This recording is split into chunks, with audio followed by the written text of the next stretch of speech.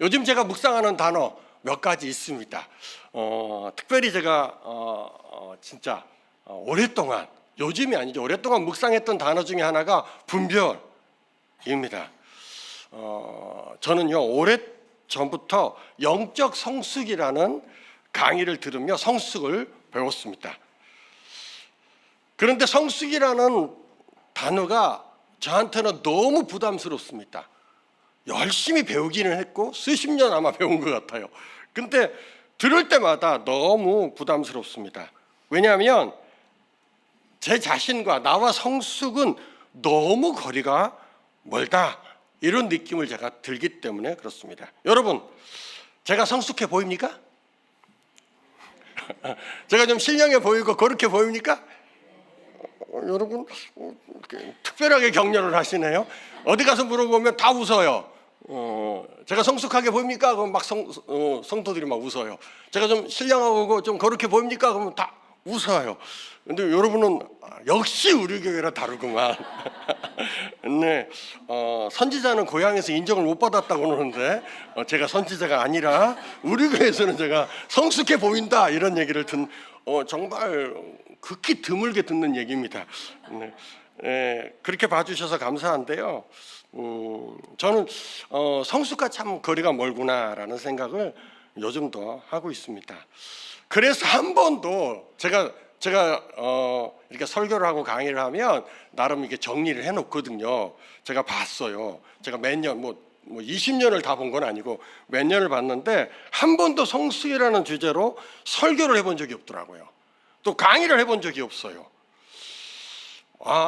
내가 성숙이라는 단어를 가지고 설교를 하거나 강의를 할 만큼의 아직 상태는 아닌가 보다, 그렇게 생각했습니다. 그런데요, 생각은 많이 했어요. 지금도 성숙이라는 설교 하려고 하는 게 아니라 분별이라는 설교를 하려고 하는데, 성숙이라는 단어로 지금 풀어가는 거예요. 생각은 많이 하고 내가 성숙한 그리스도인이 되고 싶은 겁니다. 이게 어떻게 보면 제 소망이고 꿈입니다. 아마 여러분도 성숙한 그리스도인이 되고 싶은 것이 소망이고 꿈이라고 제가 생각합니다. 그러면 누가 성숙한 그리스도인인가를 생각해 봐야 하는 것입니다.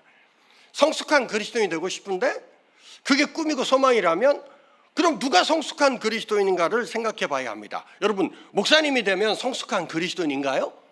아무도 인정 안 합니다. 요즘은 한국교회 성도들이 칼 같아요. 옛날에 목사님 그러면 성숙하고 신령해 보인다고 얘기하세요. 하지만 요즘에는 잘 그렇게 안 하는 것 같아요. 제가 목사님들을 디스하려고 하는 것이 아니라 목사님들 중에 성숙한 목사님들이 참 많아요. 그렇다고 해서 목사님이라고 해서 다 성숙하다 이렇게 요즘은 말하지 않아요. 여러분, 장로님이 되면 성숙합니까? 성숙한 건가요? 아니면 직분을 맡으면 성숙합니까? 다 우리 신앙생활 한 30년 이상 하고 좀 영적인 경험들이 있으면 성숙한 그리스도인이다, 이렇게 얘기하나요? 요즘은 그렇게 얘기 안 합니다.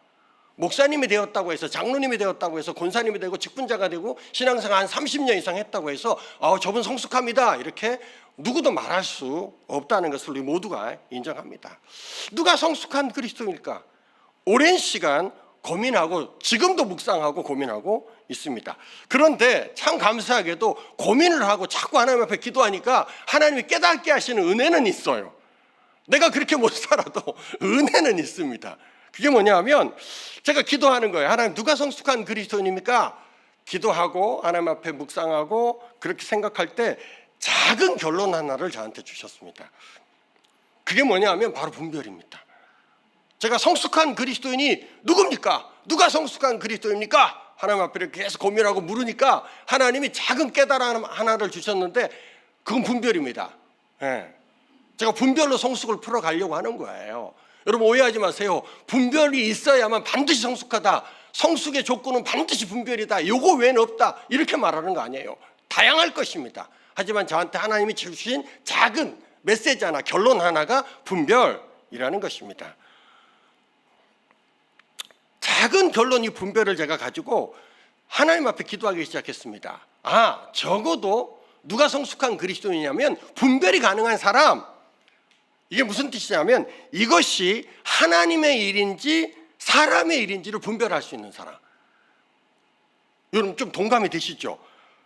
이 생각이 하나님의 생각인지 사단의 생각인지를 분별할 수 있는 사람, 이 음성이 하나님의 음성인지 개인의 정욕인지를 분별할 수 있는 사람 등등등, 분별할 수 있는 사람, 그 사람이 적어도 성숙으로 가는 관문 입구에 있는 것이 아닌가, 저 개인적으로 그렇게 생각합니다. 그런데 여러분, 우리가 알지만 분별하는 것이 쉽습니까? 절대 쉬운 것이 아닙니다. 그러나 그리스도인에게는 반드시 필요한 덕목 중에 하나가 바로 분별입니다. 그러면 성숙한 사람의 조건인 이 분별이 어떻게 가능합니까? 제가 계속 묵상하는 거예요.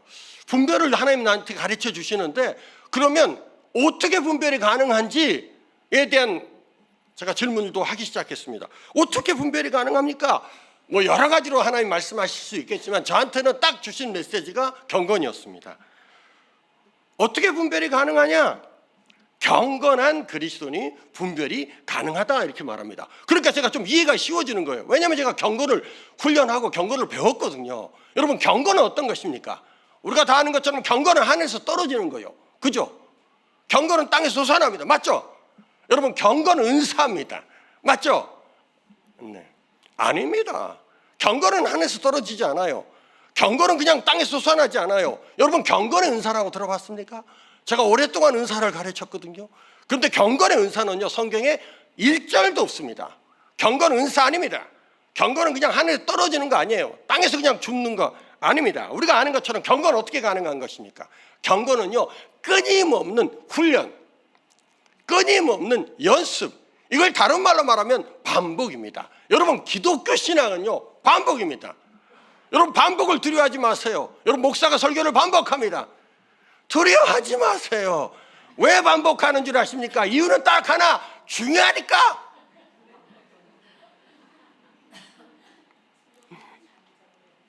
그래요. 잘 잊어버리시죠?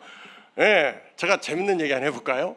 제가 오래전에 높은 뜻 푸른 교회 청년부 담당 목사로 있을 때 제가 청년부 설교를 했어요. 그리고 이제 청년부 설교하고 주일날 예배를 마치고 제가 집에 가는데 저한테 청년 한 형제가 문자를 보냈어요. 문자를 딱 받아보니까 목사님 오늘 설교 너무 좋았어요.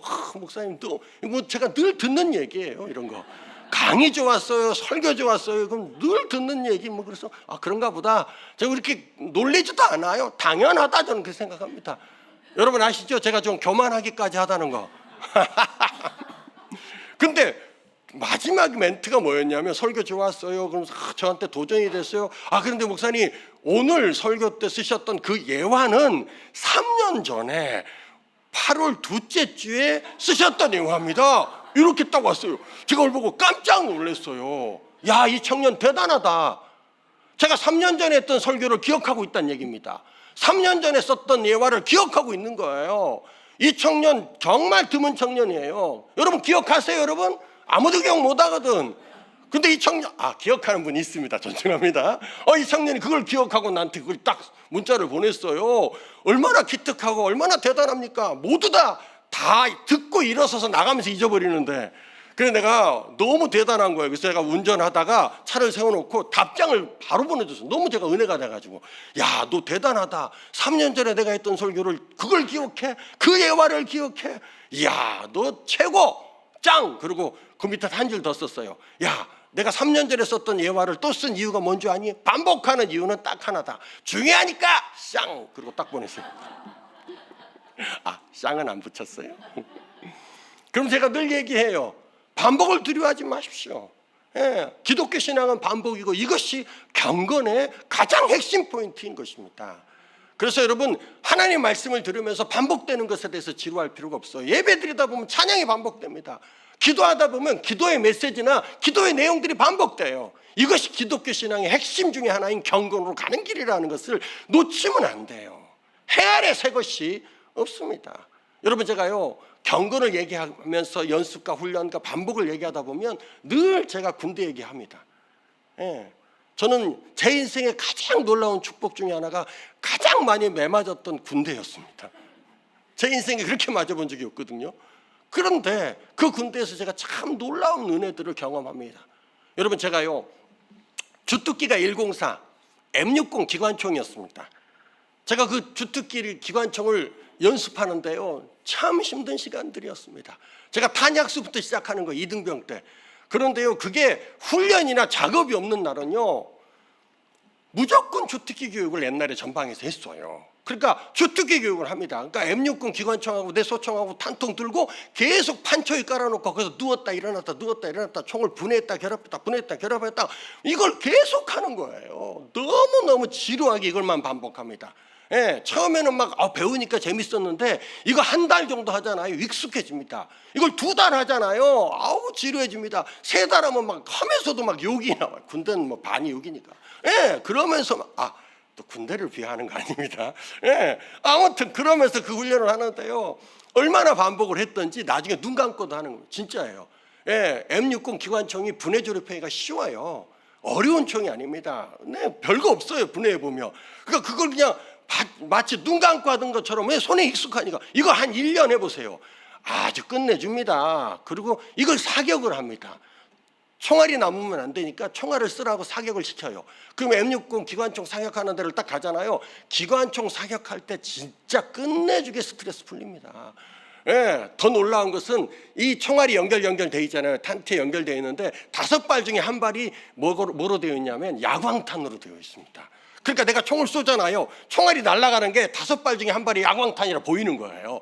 총알이 날아가는 게 보입니다. 이걸 저녁에 쏘잖아요. 끝내줍니다. 막 포물선을 그리고 날아가는데 이게 막 흙이나 바위에 꽂히잖아요. 그럼 거기서 막 파편이 일어나요. 그래서 총 쏘다가 불이 많이 납니다. 그러면 산불 또 진화대원들이 옆에 있어요. 가가지고 또 바로 산불 끄고 다시 또 총을 쏘입니다.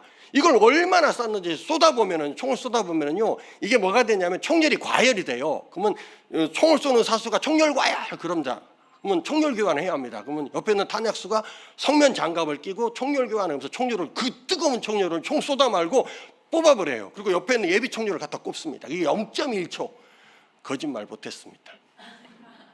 그렇게 반복해서 이걸 연습했어요. 그렇게 연습했는데 이걸 제대로 한 번도 써보지 못하고 제가 제대로 했습니다. 왜 써보지 못했을까요? 전쟁이 안 났어요. 예, 그 딱 한 가지 목표, 전쟁이라는 그 한 가지 목표에서 반드시 전우들의 생명과 나라와 민족을 지켜야 된다는 그 한 가지 때문에 30개월 동안 그걸 합니다. 똑같은 걸 해요. 나중에는요, 그냥 눈 감고도 할 만큼 익숙해지면서 그게 결국은 뭐가 되냐면 실력이 됩니다. 예, 실력이 됩니다. 그러면서 그 총을 쏘면서 연습했던 것들이 우리에게 철저하게 팀워크가 되고 실력이 돼요. 그래서 어떤 상황에서도 총을 쏘다 보면 탄티가 걸려요. 그래가지고 총이 못 쏠 수가 있어요. 그럼 그제가 이래서 그냥 그걸 뽀개듯이 분해를 해서 다시 설치를 해야 그래야 총을 쏠 거 아닙니까? 왜냐하면 우리가 기관총을 쏴줘야 제 동료 병사들이 전진에 나갈 수 있어요. 기관총을 쏘잖아요. 그럼 누구도 고개를 못 듭니다. 기관총의 목적은 사람을 죽이는 데 있지 않아요. 제압하는 데 있는 것입니다. 그러니까 기관총을 양쪽에서 2대를 쏘면 적들이 절대 고개를 못 들어요.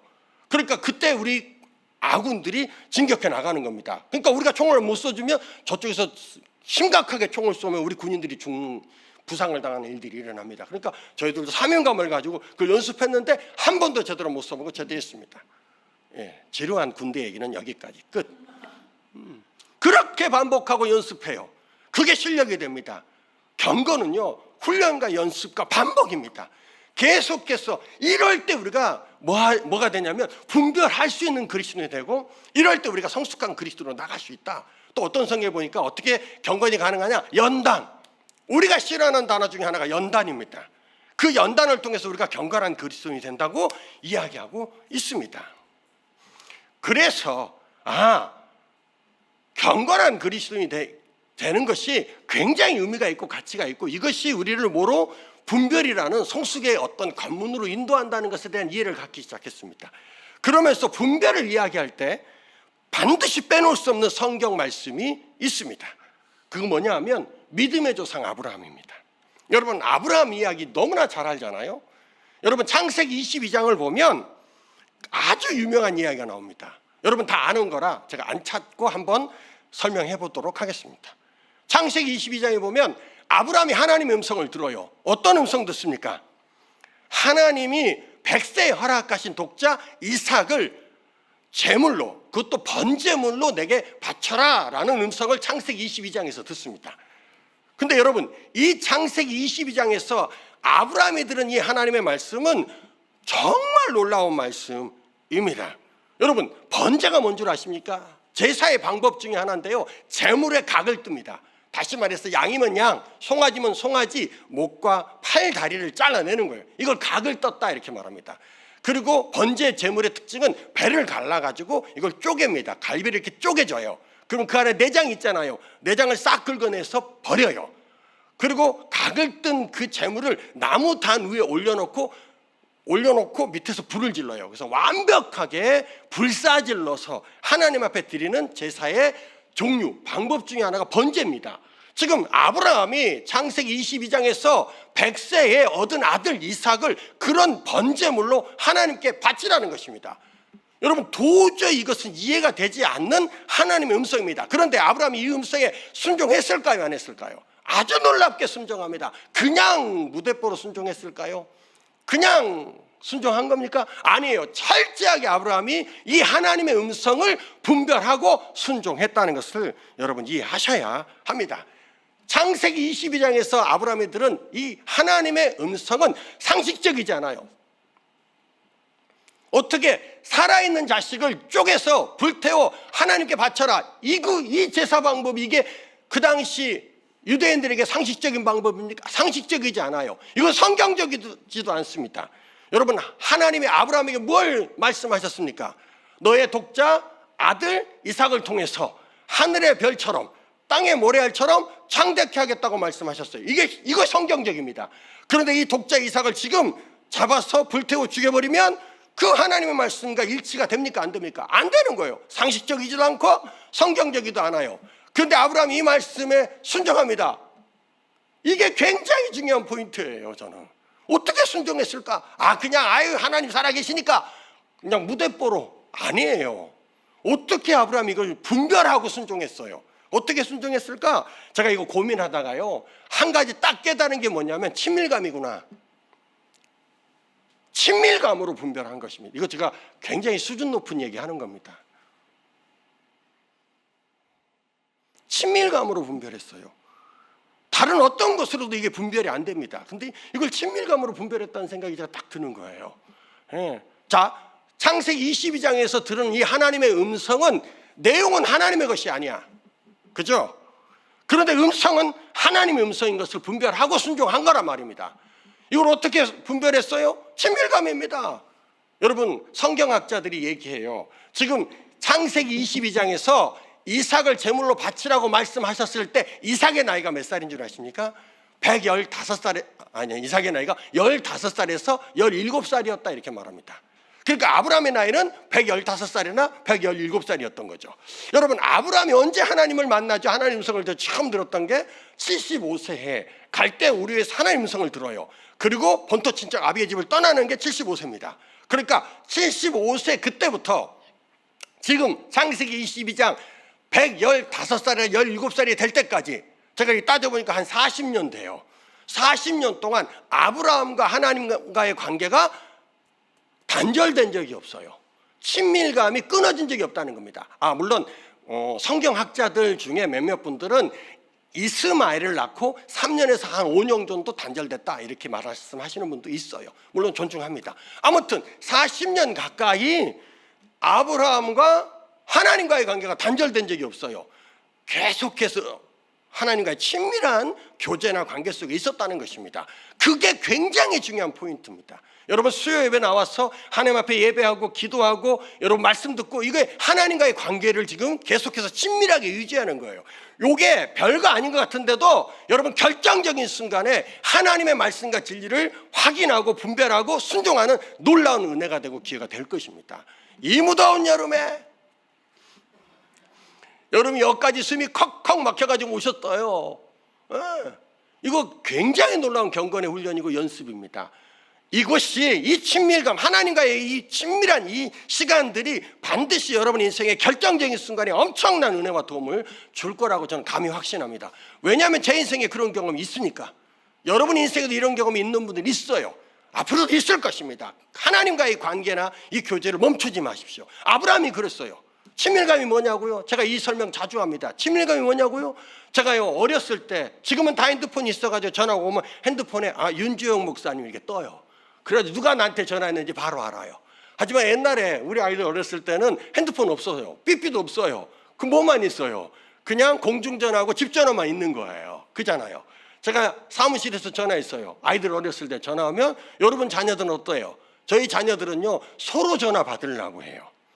여기는 안 하시는군요. 여러분, 우리 애들은 서로 셋이에요. 셋. 막 연년생 비슷하게 셋을 낳았더니 얘네들이 막 집안에서 얼마나 경쟁이 심한지. 그리고 놀라운 것은 자녀를 많이 낳으니까요 지들끼리 권위와 질서를 배워요. 그 안에서.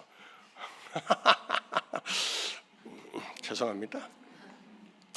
그래 서로 전화를 받으려고 해요. 그러면 제가 전화를 해가지고 여보세요. 그러면 애들이 뭐라고 말합니까? 이거 친밀감이에요.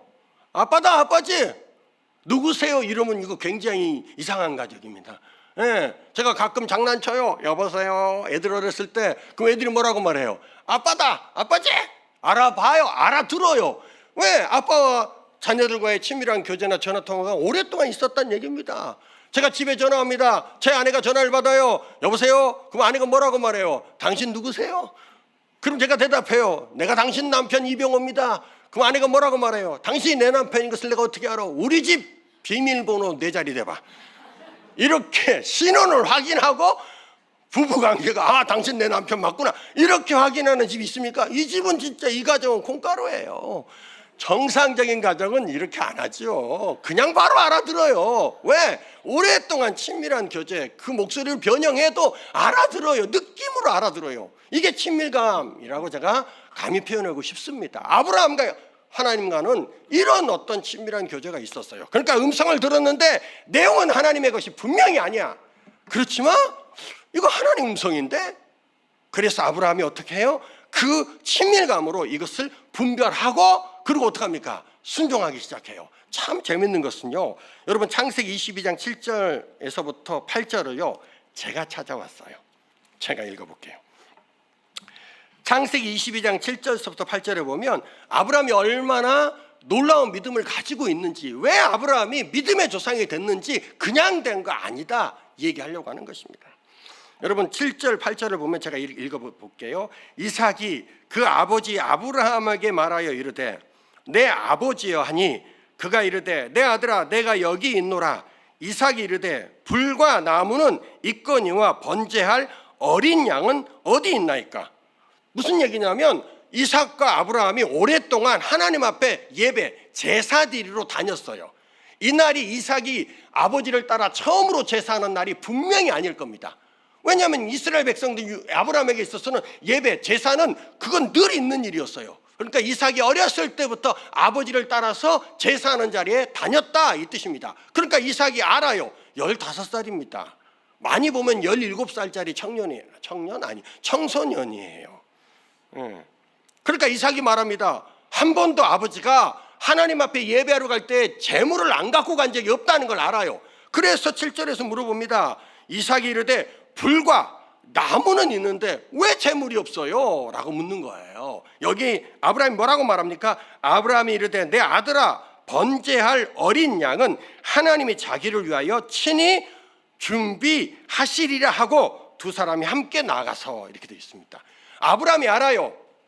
하나님이 나한테 말씀하셨다면 분명히 하나님의 놀라운 계획과 섭리가 있을 것이다. 하나님이 이삭이 제물이었다면 이삭이고, 아니면 하나님이 다른 제물을 예배해 놓고 하나님 우리를 인도하신다면 그것에 대한 명확한 확신을 가지고 있다는 것입니다. 여러분, 아브라함은요 정확한 확신과 신뢰를 가지고 분별합니다. 이게 친밀감이라는 놀라운 영적인 은혜 안에서 생기는 하나의 열매, 결과다. 저는 그렇게 생각합니다. 도저히 순종할 수 없는 음성을 아브라함은 어떻게 분별하고 순종했습니까? 친밀감이라고 제가 얘기하는 것입니다. 한 번도 아버지 아브라함이 하나님께 제사로 나갈 때 재물 없이 나간 적이 없었어요. 그렇지만 아브라함은 여호와 이레 하나님이 예배하시고 준비하셨다는 명확한 확신을 가지고 아들에게 그걸 나누는 거예요. 그리고 하나님께 나가는 이 신뢰와 정확한 하나님을 향한 경험과 분별을 가지고 하나님께 나가고 있다는 것을 여러분에게 좀 말씀드리는 것입니다. 여러분, 저는 오늘 4단어를 나눴습니다. 단어 4개를 나눴어요. 물론 기억 안 나시죠? 첫 번째 나눈 단어가 성숙, 두 번째 나눈 단어가 뭡니까? 어떻게 성숙이 가능하냐? 성숙으로 들어가는 관문인 분별. 분별이 어떻게 가능합니까? 제가 꼬리에 꼬리를 물고 꽃고무 같아요. 꼬리에 꼬리를 물고 지금 연결해 가고 있는 뭐 어떻게 가능하다? 경건. 경건 어떤 것이다? 하늘에서 떨어진다? 은사다? 아니죠. 끊임없는 반복. 여러분이 가장 싫어하는 단어 중에 하나인 반복. 그것을 통해서 경건해지는 것이죠. 그러면서 그 경건한 그리스도인에게 뭐가 있어요? 친밀감이 형성이 되는 거예요. 그래서 결정적인 하나님의 음성을 아브라함이 분별하고 하나님의 말씀에 순종하며 나갑니다. 그래서 아브라함이 믿음의 조상이 된 겁니다. 여러분, 결론입니다. 예수 믿는 기쁨이 있으세요? 예수 믿는 기대가 있습니까? 이 예배가 기대가 되세요? 수요 예배가 기대가 되고 금요 막 심야 예배가 기대가 되고 주일날이 왜 안 와? 그러니까 월화수 주일이었으면 좋겠다. 뭐 이런 마음 혹시 있으십니까? 천국에 대한 소망이 있으세요? 그리고 여러분 자유하십니까? 요한복음 8장에 보면 진리를 알지니 진리가 너희를 자유케 한다고 말하고 있잖아요. 여러분 예수 믿는 기쁨과 기대와 소망과 자유가 있습니까? 제가 늘 생각하는 단어 4개를 또 얘기하는 거예요. 여러분 우리 생각해야 합니다. 묵상해야 합니다. 그냥 성경책 들고 교회 다니는 거 그보다 더 하나님의 말씀과 진리 안으로 가까이 가고자 노력하고 생각하고 묵상하고 또 하나님 주신 은혜가 있으면 반응하고 적용하는 일들이 있어야 합니다. 우리 안에 예수 믿는 기쁨과 기대와 소망과 자유가 어떻게 생길 수 있냐면 많은 방법이 있겠지만 우리 안에서 영적인 것을 영적인 것으로 분별할 때 가능합니다. 지금 이 메시지는요 시작에 불과합니다. 제가 다음에 언제든지 기회가 되면 고린도전서 2장 13절 가지고 지금 서론만 얘기했어요. 그 뒤 얘기를 더 하고 싶어요. 영적인 것은 영적인 것으로 분별하기 시작할 때 그때 우리 안에 예수 믿는 기쁨과 기대와 소망과 자유함이 있습니다. 그 놀라운 은혜가 여러분 모두 가운데 넘치기를 소망합니다. 그래서 꼭 우리의 꿈과 소망인 성숙한 그리스도인들 되었으면 좋겠다 이런 마음이 있습니다. 마지막으로 하고 싶은 말, 여러분 사랑합니다.